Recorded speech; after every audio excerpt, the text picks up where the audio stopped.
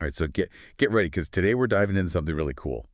The six perfections from Mahayana Buddhism, the Paramitas. Yes. And, we're all on this, quest for self-improvement, right? Right. And these ancient Buddhist ideas are shockingly relevant even today.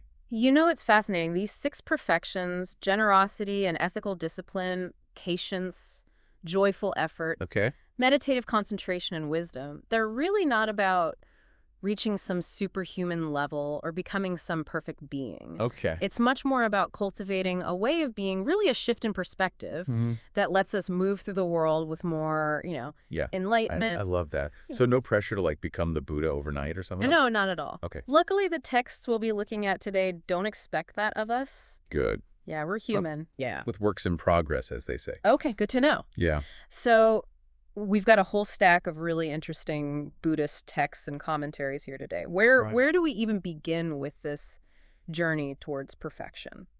One of our texts by Ceremony starts out with a really refreshing dose of realism. Okay. He says, "We are here in this world because we are defective." Wow. He doesn't sugarcoat it, does he? No, he does not. He's acknowledging that we all have these flaws. We're all works in progress. And he's saying that the six perfections are like antidotes to these shortcomings. Interesting. These common human shortcomings. Okay, now I'm really intrigued. Tell me more.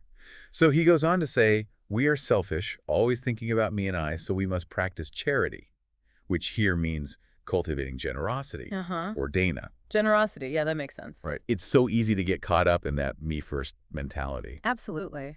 But generosity in Buddhism, it's not just about giving away all your material possessions. Right. The Samai Institute source says it's more about loosening our grip on attachment and really cultivating a spirit of generosity in every action. It's even how we give our time, forgiveness. Yeah. Letting go of always needing to be right. So it's less about emptying our bank accounts and more about, Yeah.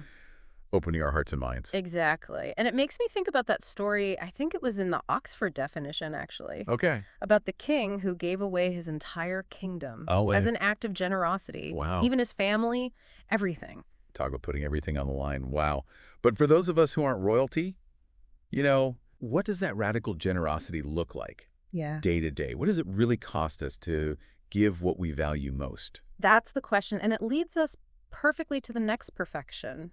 Ethical discipline, or sila. Okay. Ceremony points out another relatable human flaw. Okay. He says, we have this shadow side, these temptations that we know we shouldn't give into. Yeah, those shadow sides can be tough. It can be. But ethical discipline, that almost sounds a little rigid, doesn't it? Like having a whole bunch of rules to follow. Yeah, it's easy to see it that way. But the Samai Institute points out that true ethical discipline is less about what we do outwardly and more about getting to the root of our desires, our intentions. It's like cultivating a deep aversion to causing harm to ourselves or others. And it runs so deep that it becomes instinctive. So it's not about just forcing ourselves to be like the good person. It's about really wanting to act ethically from within. Exactly. It's about shifting from what the Namchak source calls the beginner versions of these perfections to these more advanced levels of understanding, of embodiment. Beginner generosity versus true generosity. Yes. You like that? It's a process. Yeah. Okay. So we're not just checking boxes here. No. This is about real inner transformation. Yes. It's about understanding why we do what we do. Okay, and that seems like a really good segue into the next perfection, actually, right. Patience or Kanti. Yeah. Because let's face it, patience is usually tested in those moments where, it's not so perfect intentions kind of bubble up. Absolutely. And Ceremony doesn't let us off the hook here either. Right. He says, we are very quick to anger, so we must practice patience. Yeah. But, as we've seen with the other perfections, it's not about suppressing these feelings or denying them. So we're not trying to be like Zen robots who never get frustrated. Exactly. Not at all. It's about choosing how we respond, Even when things get a little heated, Shanadeva in The Way of the Bodhisattva actually describes patience as a form of strength. Okay. He says, if anger can be overcome by patience, what need is there for weapons? Wow. That's a powerful image. Yeah. So it's really an active choice. This isn't passive. No. It's about actively disarming that reactivity. Exactly. It's about creating space between the feeling of anger and then whatever action might follow. Okay, so that brings us to the fourth perfection, which is joyful effort, or virya. Yeah. And I got to be honest, this one always kind of throws me for a loop a little bit. Mm-hmm. Effort I get. Yeah. Joyful effort. Right? Sounds kind of like a recipe for burnout, if you ask me. It's easy to think that self-improvement, has to be this really grueling uphill battle. Right, because ceremony tells us that we are lazy and must practice diligence. Yeah. Okay, so diligence I get, but where does the joyful come in? It's about finding a quality of lightness in the effort. Okay. Chogyam Trungpa Rinpoche in the Bodhisattva Path of Wisdom and Compassion describes it really well. Okay. He says that joyful effort should be as natural as wearing pants. Okay, now that I can imagine. Right. So it's not about forcing ourselves, it's about finding that ease, that joy in the process. Exactly. And just like any practice, some days the pants fit better than others. Yeah. The point is to keep showing up. Yeah. To keep cultivating that joyful effort, especially when our energy dips, It happens. It does. All right, which brings us to the fifth perfection.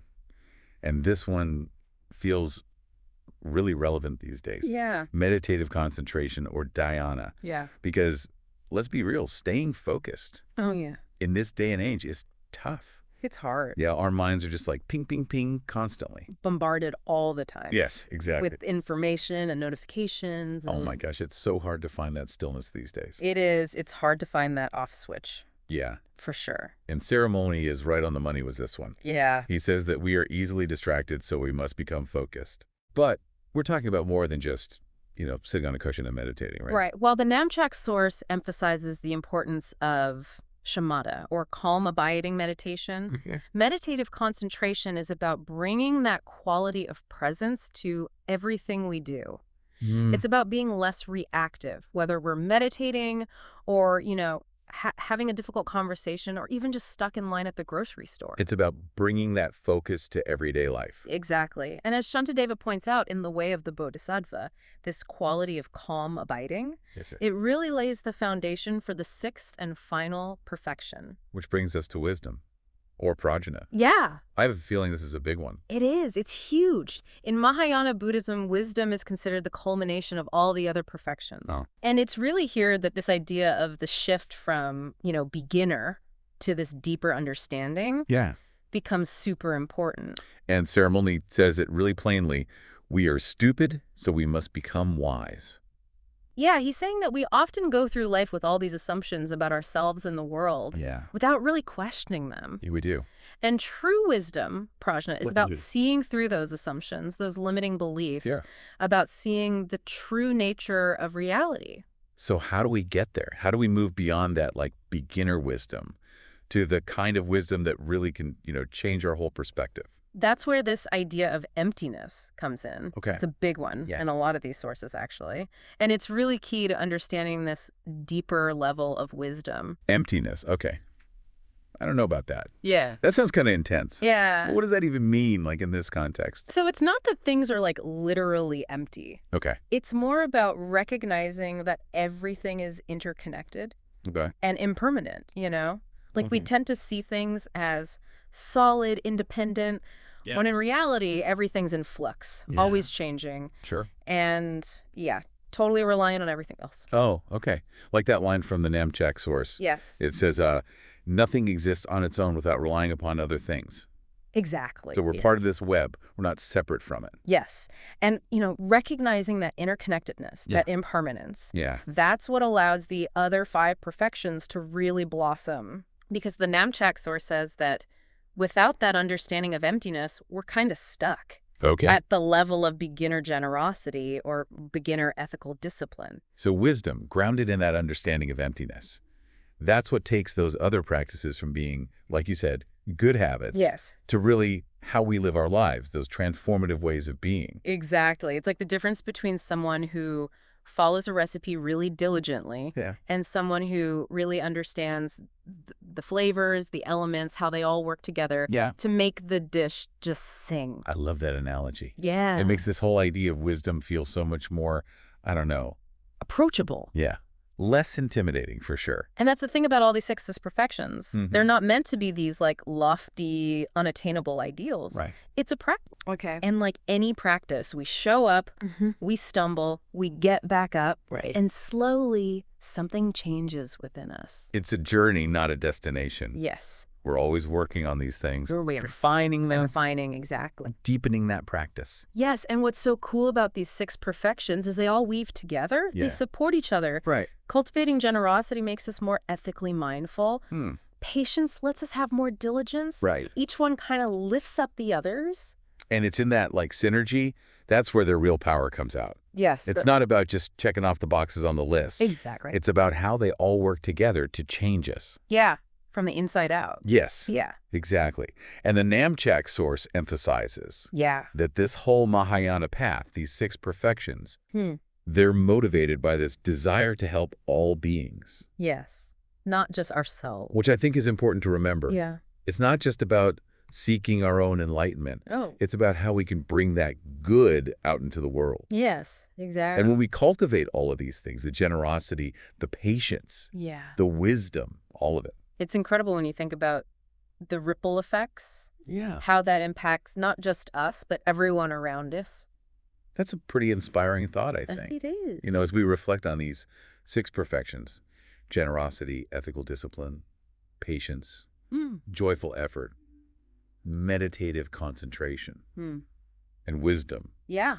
You know, ask yourself, what kind of impact could you have if you really embody these qualities? What kind of ancestor, what kind of friend, what kind of person would you be?